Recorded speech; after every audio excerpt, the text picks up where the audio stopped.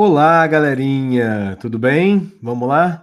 Professor Emerson Saqueto, né? Hoje falando um pouquinho de história do Brasil colônia.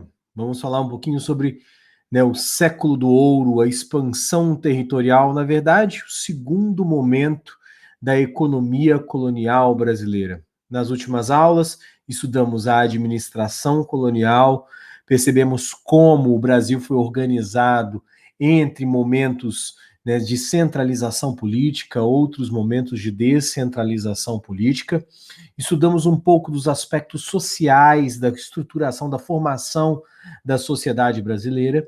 Vemos também, né, como a economia açucareira influenciou o processo colonial brasileiro. Na verdade, a administração e a própria economia ligadas nessa estrutura, formando a sociedade também de nome açucareira. Vimos um pouquinho sobre a União Ibérica e, obviamente, os efeitos dessa União Ibérica, né, dos reinados de Filipe II, Filipe III e Filipe IV, quando não existia mais Tratado de Tordesilhas e, obviamente, quando o Brasil, então, não sabia se era português e espanhol, e, óbvio, as invasões, né, ocorridas nesse período no Brasil. Vimos as invasões inglesas, as invasões francesas, a formação da França equinocial, da França antártica, e, óbvio, aquilo que culminou como o maior ciclo, né, de invasão colonial aqui no Brasil, que foi as invasões holandesas, o Brasil holandês de Nassau, que durou até é, é, que durou até 1654, um pouco depois do final da União Ibérica Brasileira, tá? Quando, afinal de contas, ocorreu a insurreição pernambucana e, obviamente, a expulsão dos holandeses para fora do Brasil. E óbvio que isso teve um impacto severo dentro da economia colonial açucareira, porque o açúcar antiliano holandês foi produzido nas Antilhas e o preço do açúcar despencou. Fala de Dom João IV, né, ao assumir, né, o trono português e, obviamente, começar a dinastia dos Bragança, né, que o Brasil era ainda a última vaca leiteira que sobrara para os portugueses. Agora, já em 1554, não, 1600, perdão, e 54, uma vaca leiteira, digamos, mais pobre e mais frágil, tá? A dinastia dos Bragança terá que enfrentar um sucessivo período de crise, não apenas crise no pacto colonial, não apenas crise porque depois de ter retomado o poder após o reinado de Filipe IV, né, o problema de ter perdido as suas colônias, mas também o fato dessa última vaca leiteira ser uma vaca leiteira tão em decadência por conta da economia colonial açucareira, tá? Até que a gente tem um novo ciclo, digamos, de sucesso, um novo ciclo econômico favorável no Brasil colônia, que foi o período aurífero ou o século de ouro, o século XVIII. Então, nós tivemos aí 50 anos muito complicados ainda, segunda metade do século XVII, mas até que, enfim, os bandeirantes encontram quase desapercebidamente ouro no Brasil,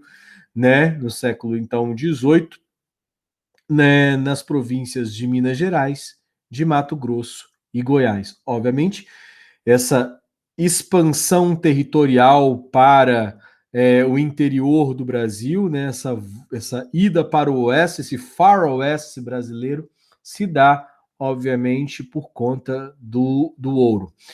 Né, a gente viu na administração colonial, no início, né, da formação colonial, né, a gente está falando de 1531, com a vinda das primeiras expedições com fins coloniais, efetivamente, né, Martim Afonso de Souza, em 1534, com a formação das capitanias hereditárias, as entradas, né? Ou seja, que eram expedições de reconhecimento que tentavam, de certa forma, adentrar um pouco para reconhecer o território brasileiro. No século XVIII, nós tivemos ainda o movimento bandeirante, né, que foi um movimento um pouco mais, digamos, intenso do que as entradas, tá? Ainda no século XVII e que vai ir em direção ao século XVIII, tá? Os bandeirantes eram bandos armados que percorriam o interior do país em busca de riquezas, né? Dentre essas riquezas, a gente tem, obviamente, a busca de ouro. A origem, geralmente, era São Vicente, né? O que seria hoje, né, São Paulo, tá bom? Óbvio que essas bandeiras não eram apenas bandeiras exploratórias, né, mas ou exploradoras, elas tinham a busca, né, de metais preciosos. A gente tem Pascoal Moreira Cabral, Bartolomeu da Silva, a gente tem Manuel da Borba Gato, Fernão Dias Paz, que vão fazer essas incursões pelo interior aí, né? A gente está falando de Pascoal Moreira Cabral, né, o bandeirante que descobriu ouro em Cuiabá, ou seja, em Mato Grosso.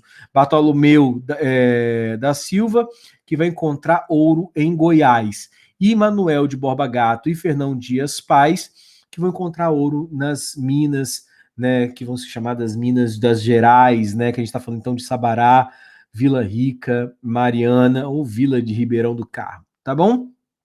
Só que não eram apenas bandeirantes em busca de ouro, prata, pedras preciosas, tá?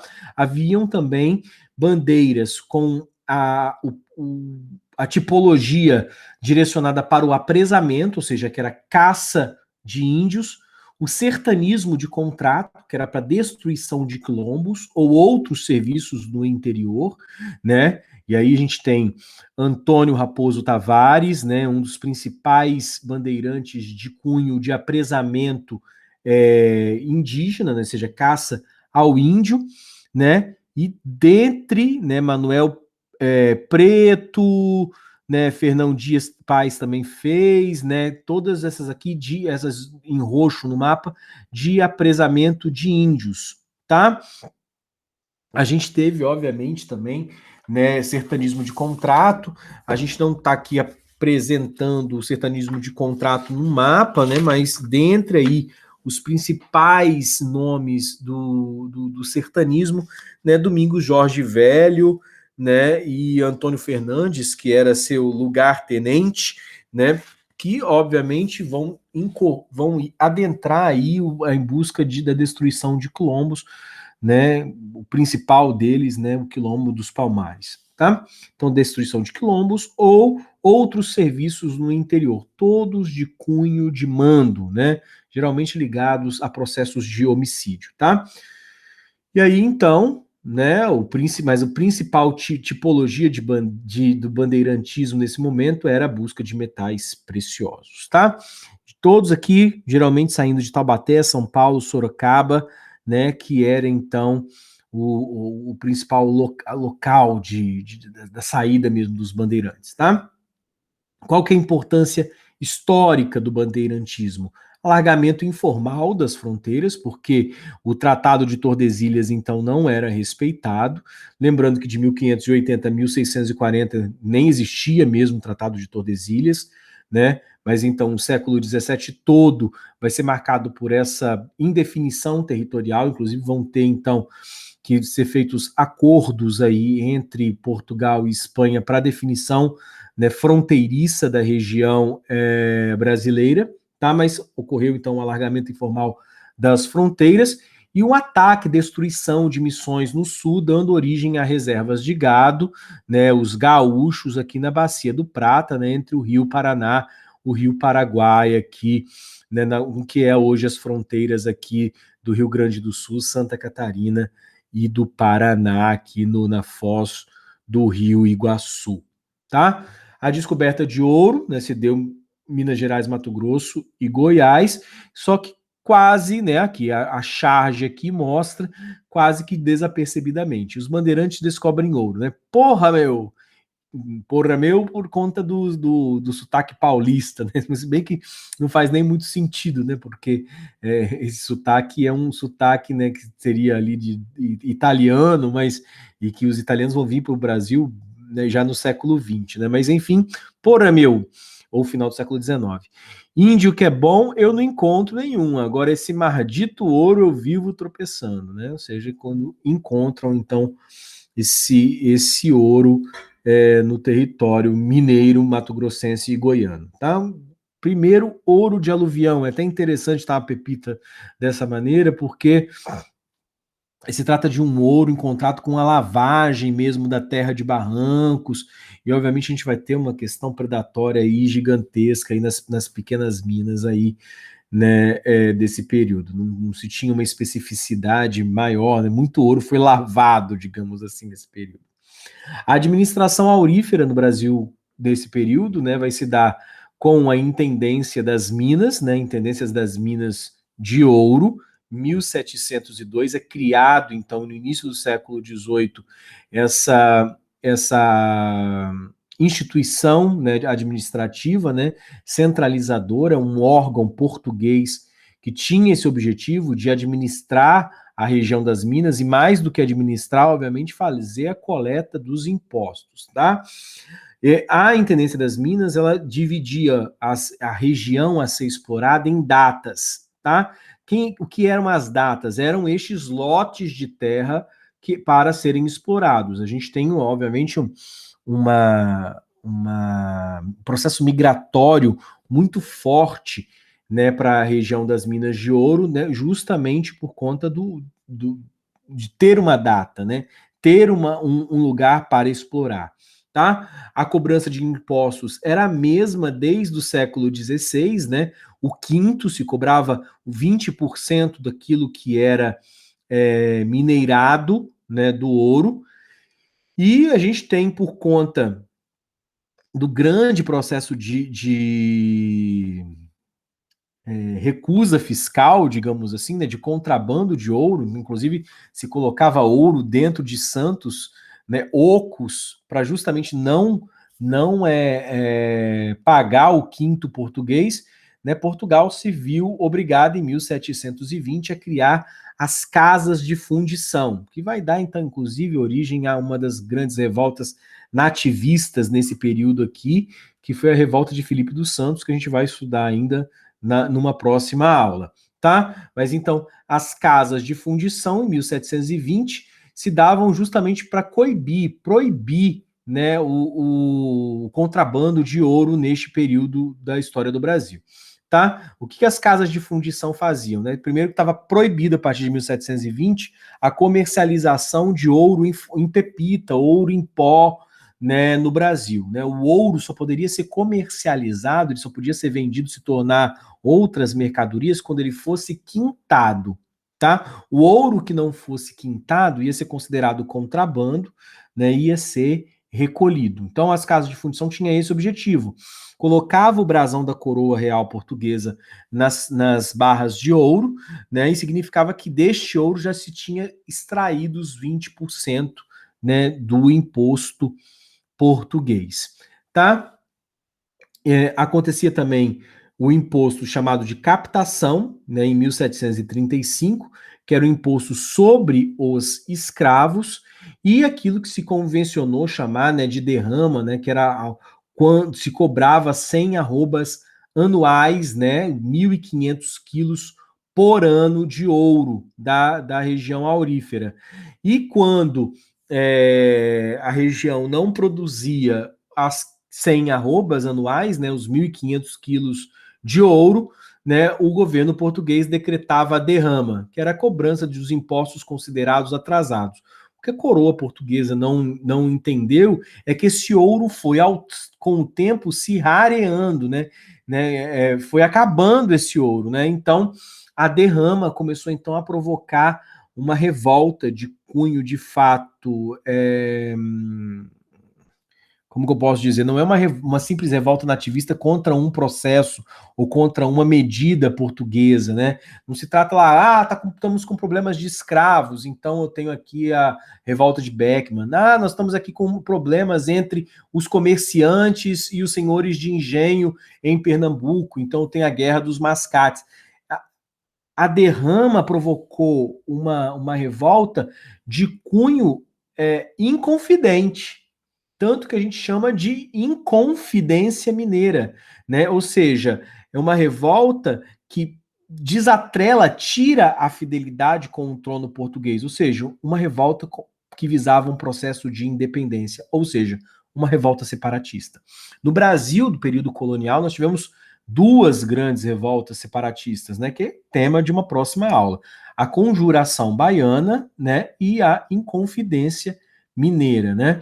E a Inconfidência Mineira está toda ligada à cobrança das 100 arrobas anuais, às casas de fundição e, obviamente, ao processo de derrama, ou seja, aos impostos sobre a região urbana ali das Minas Gerais, que se via espoliada pela metrópole portuguesa, tá?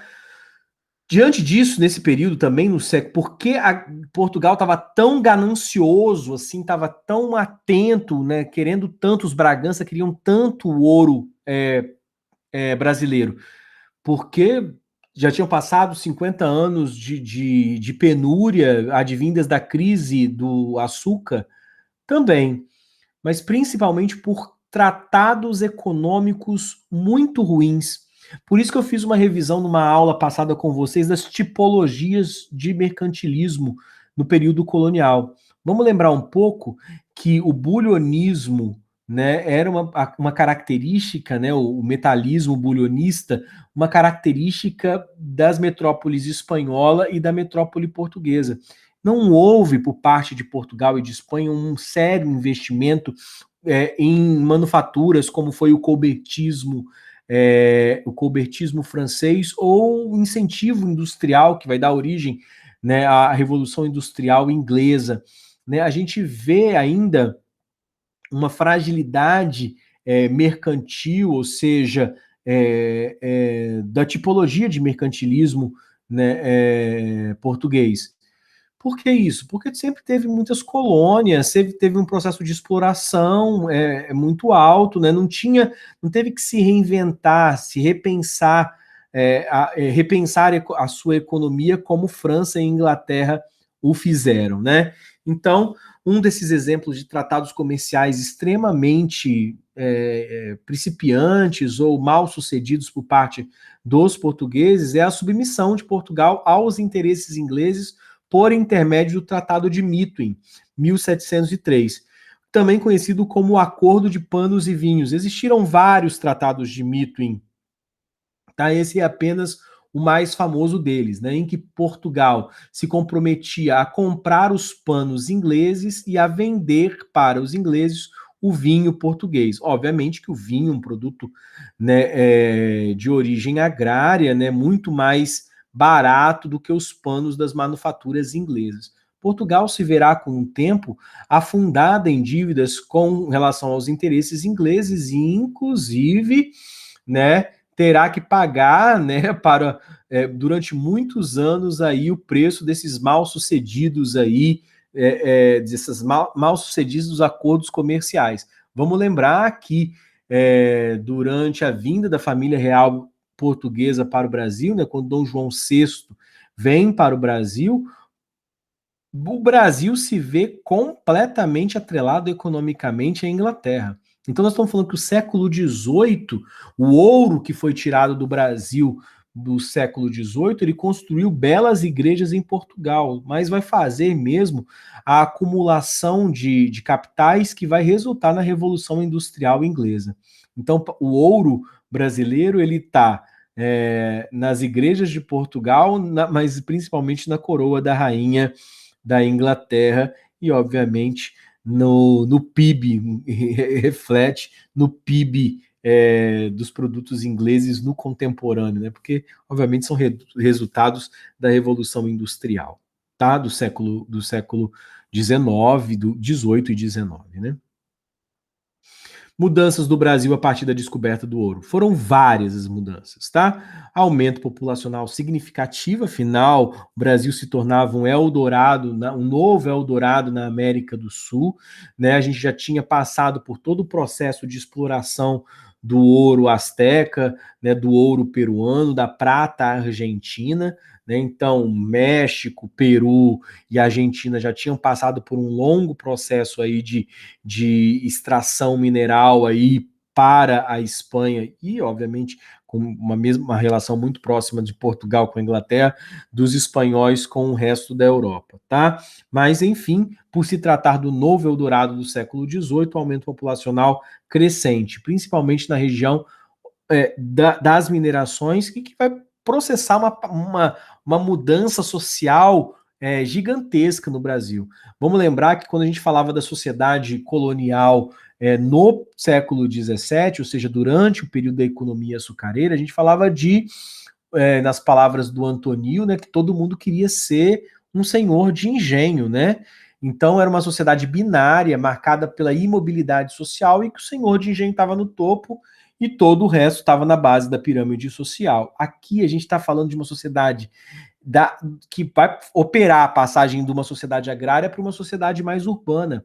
Então, quando a gente está falando de urbanismo, a gente está falando, obviamente, se mantém a plantation, se mantém, obviamente, o tráfico negreiro, né, e, obviamente, o trabalho escravo no Brasil, mas ascende, ou pelo menos se determina na pirâmide social, uma classe livre, digamos, que vai tomar conta da vida urbana, né, brasileira. Então, a gente tem a passagem do século XVII do açúcar para o século XVIII do ouro, uma passagem também de uma economia, de uma sociedade urbana binária para uma sociedade rural binária, perdão, uma sociedade rural e binária, para uma sociedade trifásica com uma certa mobilidade, em que essa terceira fase aí representa justamente o urbanismo, né? Então, do rural ao urbano, do açúcar ao ouro,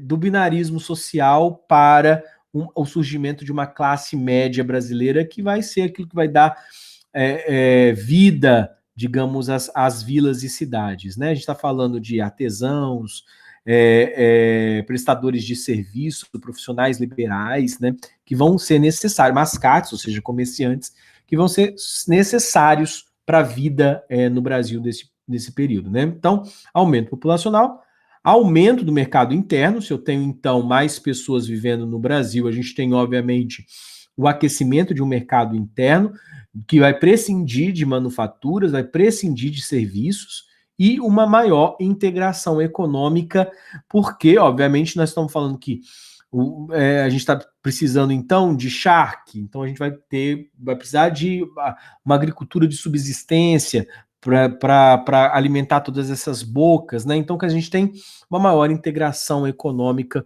no território brasileiro, tá? Essa integração, ela se dá por todos os tipos de economia que vão estar presentes no século XVIII no Brasil.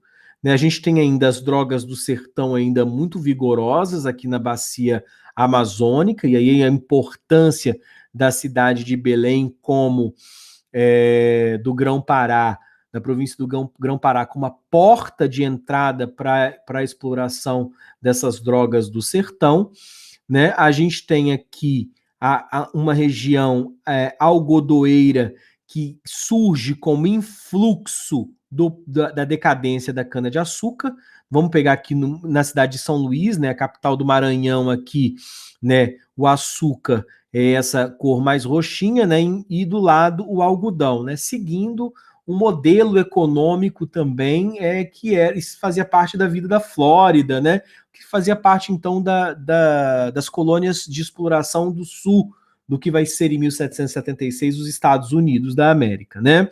Mas, então, principalmente o algodão que surge no século XVIII, né, na região que margeará a antiga produção de cana-de-açúcar no Maranhão, e, obviamente, o mesmo vai se dar aqui em Pernambuco, né, o que é Pernambuco, Paraíba e o Rio Grande do Norte, né, as regiões aqui de Natal, Paraíba, Olinda e Recife, né, que vai processar aos poucos a passagem do açúcar para o algodão. O algodão aqui um pouco mais frágil, né, a gente sabe, mas ainda a manutenção de muitas engenhos de cana-de-açúcar onde eles eram originários, né, principalmente aqui na região pernambucana, na região baiana, né, lembrando aqui que a grande extensão da Bahia, né, a Bahia era antigamente três capitanias, né, Ilhéus, Porto Seguro e Salvador, um pouco de produção ainda açucareira aqui no Espírito Santo, né, Vitória, e no Rio de Janeiro, tá? Percebam que aqui, ó, entre Porto Seguro e Vitória, faço esse lembrete aqui, a gente tem o cinturão verde, né? Uma região que era para proteger justamente e impossibilitava ali pela margem do Rio Doce, né? Não tem nem Rio Doce aqui sendo colocado aqui no mapa aqui, né? Impossibilidade de crescer para justamente proteger a região aurífera brasileira aqui das Minas das Gerais, tá? A gente tem aqui em marrom o gado, né? A produção de gado, a pecuária nordestina, né? E depois aqui a pecuária sulista, né? Que vai ser mais vigorosa, vai ser uma pecuária melhorada do que fora a pecuária da região central do Nordeste, tá? Região centro-oeste aqui do Nordeste, tá? Saindo de São Paulo, né, a gente tem as vias de transporte, né, tudo chegava por São Paulo e se ligava pelo eixo São Paulo-Rio de Janeiro, né, então a gente já vê já a consolidação, né, do Rio de Janeiro como capital do Brasil, é deslocado, né, afinal de contas, o eixo econômico do Nordeste para o Sudeste, então o Rio de Janeiro, que já tinha tido algumas experiências anteriores como capital no Brasil, vai se definir em 1763 como, de fato, né, a capital brasileira, e isso daqui só vai mudar, né, quando a gente tem a construção de Brasília, tá? No governo de Juscelino Kubitschek, tá? Mas então o eixo Rio-São Paulo então é fortalecido no século XVIII, né? E obviamente é a partir do Rio de Janeiro, né, que a gente tem a ligação com Mariana e a gente tem a ligação com Sabará, com Vila Rica, com São João del Rei, com Vila Boa, né? Então a gente está falando que Vila Boa, a gente está falando, na verdade, de Goiás, e com Cuiabá, no Mato Grosso. E aí, obviamente, isso aqui vai se desenvolver tanto em direção à Amazônia quanto em direção ao Nordeste e ao Norte brasileiro, tá bom? A gente tem uma interiorização, a gente está vendo isso aqui muito definido no mapa, inclusive a expansão territorial ela é possível de ser pensada nesse período justamente por conta desse processo de interiorização, uma grande urbanização, né, Vila Rica, Mariana, Sabará, o distrito diamantino, né, Diamantina, e o surgimento de uma classe média urbana, que eu já coloquei, e de uma uma mobilidade social relativa por conta dessa classe média urbana, né, de profissionais liberais, prestadores de serviços, comerciantes, que vai ser importante para a vida ou dar vitalidade ao comércio citadino, né, das religiões urbanas. E, óbvio, uma outra consequência é o aumento da escravidão, né, no Brasil.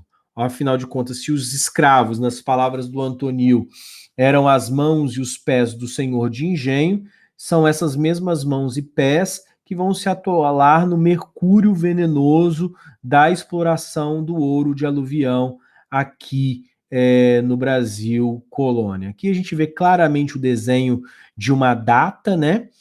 Essa data aqui mostrando como se dava esse processo de escoamento, de lavagem das encostas em busca de ouro, né? Esse ouro, então, era peneirado, era lavado com outros metais. A gente lembra que a questão do mercúrio, né? Porque o mercúrio ele é mais denso, né, do que o ouro. Então, o ouro, então, aparecia aí do processo aluvial ou de lavagem, tá? Importante neste momento também destacar o distrito diamantino, né, que tinha um maior controle de Portugal ainda do que as minas de ouro, porque as minas de diamante, no distrito diamantino, a gente sabe que como cobra o quinto, né, você ia quebrar o diamante no meio para tirar os 20%, então, e outra, o contrabando de pedras preciosas é muito mais fácil, né, do ouro, né? Então até 1740 se cobrava o quinto, né, do diamante, obviamente por uma separação ali das pedras, e a partir de 1740 se tinha uma concessão de um contrato em que a figura do contratador, então, e do contratado, né, que decidiam aí como que se daria, né, os vias do contrato, como é que se daria essas vias exploratórias. E a partir de 1771, né, Portugal, né, obviamente começa a rarear, já está difícil cobrar imposto, declara o monopólio permanente sobre a produção de diamantes no distrito diamantino, né? E isso vai causar ainda, vai esquentar ainda os ânimos para a questão colonial no Brasil, tá? Neste período, pensando culturalmente, pensando artisticamente, a gente está falando de uma arte de estilo barroco neste período, obras de caráter geralmente estritamente religiosos, e as principais obras estão ligadas com o maior representante do barroco brasileiro, que é o Antônio Francisco Lisboa, né, o famoso Aleijadinho, né? Vale lembrar aqui, além da via sacra em madeira do Aleijadinho, a excepcional obra em pedra-sabão, né, principalmente lembrando aí os profetas, né, que vão estar, então, meu Deus do céu, em Congonhas. Me escapou aqui por um segundo, né, que os profetas estão em Congonhas, mas vale a viagem, tá? Vale muito, né, passear ali pelo Barroco, é, tanto em Mariana, quanto em Ouro Preto, quanto em Sabará, em Congonhas, é uma região de fato espetacular, tá? Aqui a população brasileira no século XVII, a gente está falando da sociedade e economia açucareiras, né? Então, área sobre influência das cidades e vilas, né? Colonização caranguejo, né? Apenas litorânea, apenas o leste do Brasil, aqui o litoral, né? Com população. Aqui, mais uma vez, aqui entre Porto Seguro e Vitória, esse excelente exemplo aqui de ausência de colonial, né? Parece que são, de fato, dois estados, dois países diferentes, né? E a gente tem aqui, obviamente, as margens do Rio São Francisco ligando aqui, né, da foz aqui entre Alagoas e Sergipe, que é hoje Alagoas e Sergipe, né, até chegar a Minas Gerais, né? Então tem essa aqui, né? Belém, São Luís, né? O Grão-Pará, Maranhão, Fortaleza, Natal, Paraíba, Olinda, Recife, né? Bahia e aí então chegando no Sudeste. Mas a gente vê uma população litorânea e pouco urbana, né? Já no século XVIII, a gente já tem marcado aqui, né, o Mato Grosso, Goiás, né, a região aqui amazônica bem povoada, principalmente por intermédio das missões, que foram as missões jesuíticas, missões ou reduções na bacia do Rio Amazonas, né, e um crescimento aqui populacional vertiginoso para o interior das Minas Gerais, aqui na região sudeste, né? Diamantina, Vila Rica. De 1750 a 1777, o mundo vivia culturalmente na Europa o iluminismo, né? E aí o iluminismo vai provocar uma sucessão, né, de influências. Em 1776 nós temos a independência dos Estados Unidos da América. Né? 1789, ainda sob influência do iluminismo, nós temos a Revolução Francesa. E um pouco antes dessas revoluções, nós tivemos as revoluções inglesas, né, do século XVII, que já apontavam para o fim das monarquias absolutas, né? Já desenhavam um viés parlamentar ou republicano que vai cair no mundo, né?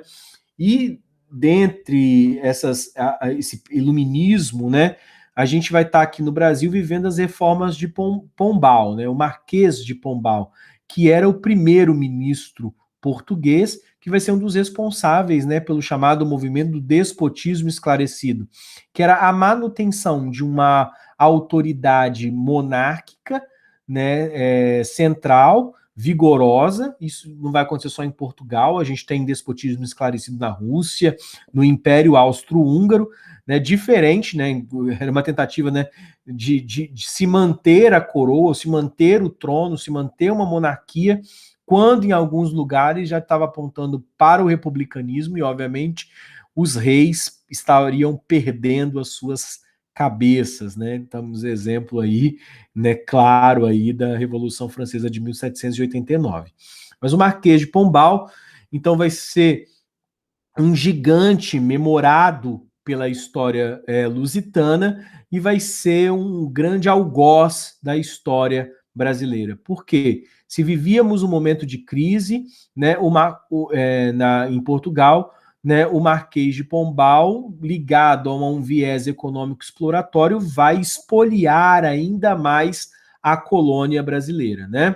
Então, tentativa de modernizar Portugal, ou seja, foi muito bacana para Portugal, mas foi muito ruim para o Brasil, diminuindo a influência inglesa no país, né, aumentando esse potencial de exploração portuguesa. Como estratégia, a necessidade de aumentar a exploração sobre o Brasil, aumento do controle administrativo. Nós estamos falando ali, obviamente, não apenas das casas de fundição, mas obviamente da derrama, do período pós-contratual no distrito diamantino, ou seja, o monopólio do diamante, das pedras preciosas, o fim, né, de qualquer ensaio mercantil no Brasil, que tinha de indústria no Brasil, até indústria de vassoura. Não é uma metáfora, é isso mesmo. Até indústria, pequenas indústrias manufatureiras de vassoura no Brasil foram proibidas nesse período.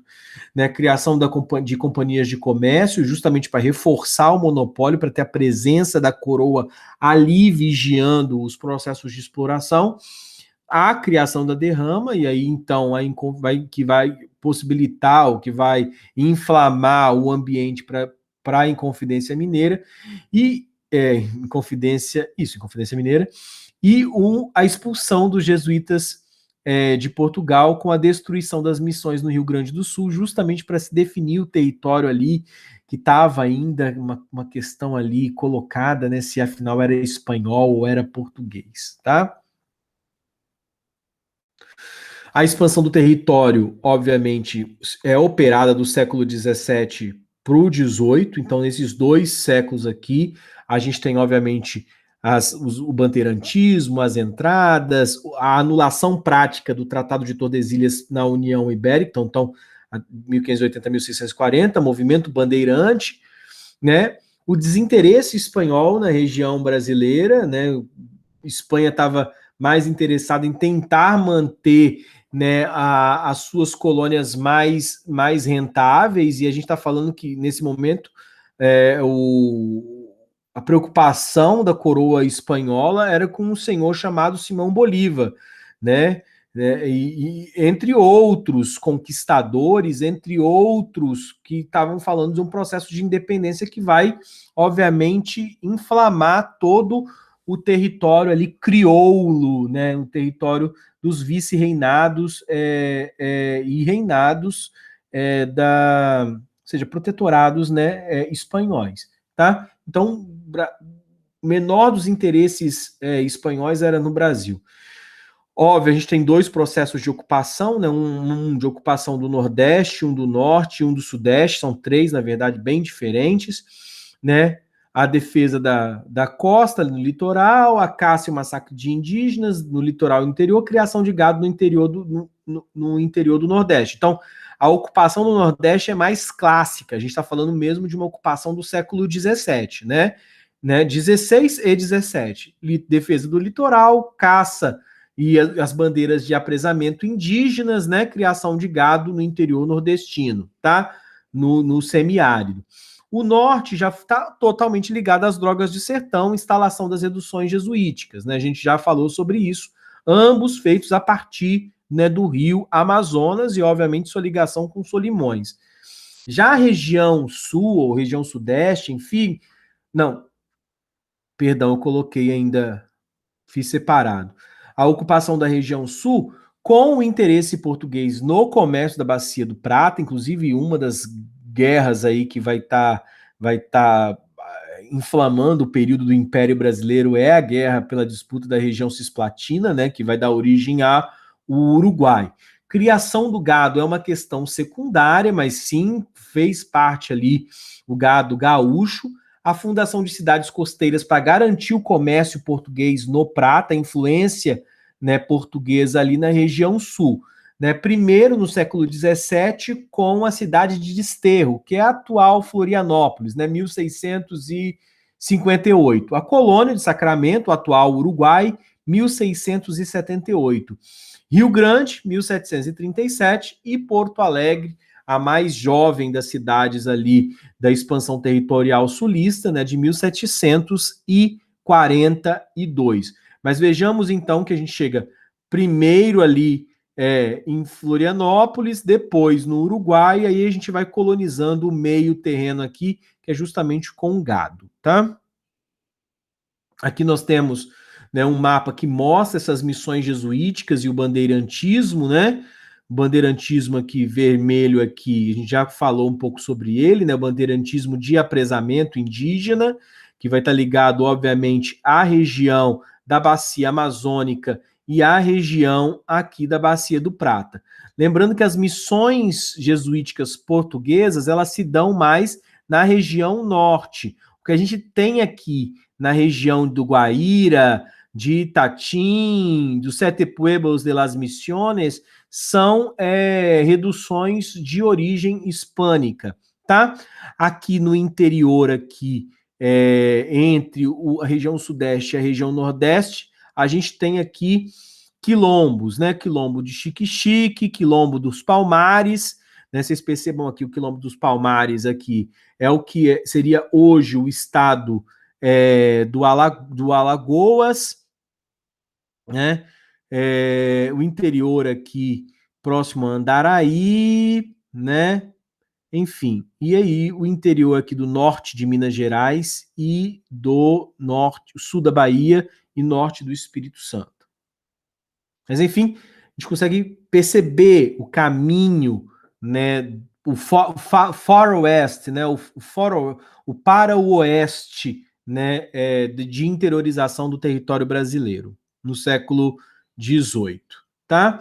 Ocupação espanhola na região sul deu-se a partir da instalação de reduções nos territórios do Rio Grande do Sul, Oeste, Argentina e Paraguai. As reduções são as missões jesuíticas, né?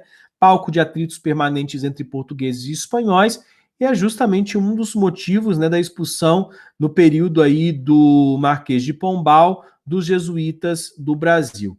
Para resolver os atritos entre portugueses e espanhóis foram feitos uma série de tratados, né? Mais importante de todos, gente, é o Tratado de Madrid. A gente coloca aqui pontualmente os outros tratados, mas a resolução efetiva dessa disputa se dará com o Tratado de Madrid, tá? Visando delimitar o território, né, tanto o território, né, dos espanhóis, né, que são fronteiriços com o território brasileiro, e o território português. Os principais pontos de discórdia davam-se ali na região da Bacia do Prata, né, na região sul, né, por conta justamente do cobiçado comércio que ali se instalava, né? Tanto que a região ali do rio, do deságue do rio Paraná, do rio Paraguai, ali da Bacia do Prata, foi tão importante que é definitório, né, de todo o Cone Sul brasileiro, né? A gente tem que estar falando de Argentina, de Paraguai, de Uruguai e do Brasil. O primeiro desses tratados foi o Tratado de Lisboa, de 1681. Depois, de 1715, o Tratado de Utrecht. E até que em 1750 nós tivemos o Tratado de Madrid, né? e que dá o contorno praticamente atual do território brasileiro. Ainda não tínhamos ainda o Acre, né? Foi definido ainda algumas fronteirinhas, mas o princípio utilizado ali pelo Tratado de Madrid era o tratado de, né, o uso de possessão, né? Ou seja, aquele que tem a posse é aquele que ocupou reconhecidamente. Se fala português, é brasileiro. Se fala espanhol, enfim, Paraguai ou Argentina, ou é Bolívia no norte, né? Então, essa definição do desenho aqui do território se dará por esse princípio de a posse é daquele que reconhecidamente ocupou o espaço, né? 7 povos das missões no Tratado de Madrid fica com Portugal, e a colônia de Sacramento fica com Espanha. Vamos lembrar que essa região aqui vai ser contestada ainda, né, com a vinda da família real vindo para o Brasil. Isso aqui vai gerar ainda um problema a colônia de Sacramento, porque não se, não se entendeu tão facilmente ainda que a colônia de Sacramento era um território é, um território espanhol. Por quê? Até mesmo porque Carlota Joaquina também era uma princesa espanhola, então que era a esposa de Dom João VI, tá? Depois do Tratado de Madrid teve o Tratado de El Prado, 1761, o Tratado de Santo Ildefonso, 1777, o Tratado de Badajoz, que vai, então, enfim, confirmar o Tratado de Madrid. A gente só tem a contestação, né, no El Prado e depois em Ildefonso, afinal de contas, dessa região sul, como é que ela estaria definida, né? Mas Badajoz confirma, então, o Tratado de Madrid. Né? Aqui a gente tem os principais tratados territoriais, né? Primeiro, né, o Brasil do Tratado de Tordesilhas, né, que cai definitivamente, juridicamente, em 1400, com a União Ibérica, né? Ele foi colocado em 1494, né? Bula Intercoeteira 1492, Tratado de Tordesilhas 1494, e com a União Ibérica 1640, isso aqui perde o efeito. A parte verdinha aqui, um verde mais militar aqui, ó, vocês percebem que não tem o Acre aqui, ó, tá? A região aqui ainda de Roraima não está muito bem definido o desenho aqui, mas enfim, esse é o Tratado de Madrid, tá? Aí Santo Ildefonso, 1777, define essa região ainda aqui um pouco mais escura aqui, que vai dar os contornos aqui do oeste de Santa Catarina e da região sul do Rio Grande do Sul, tá? Com isso, pessoal, a gente termina, né, a nossa aula sobre o século do ouro e a expansão territorial brasileira. E, obviamente, a gente está falando do Brasil, colônia, no século XVIII. Tá? Na próxima aula, a gente vai estudar um pouquinho sobre as revoltas de cunho nativista e as revoltas separatistas, né, a Conjuração Baiana e a Inconfidência Mineira. Afinal de contas, nem tudo é açúcar e ouro, nem tudo é tranquilidade no território brasileiro. Meus queridos, um grande abraço e a gente se vê então na próxima aula. Tchau, tchau.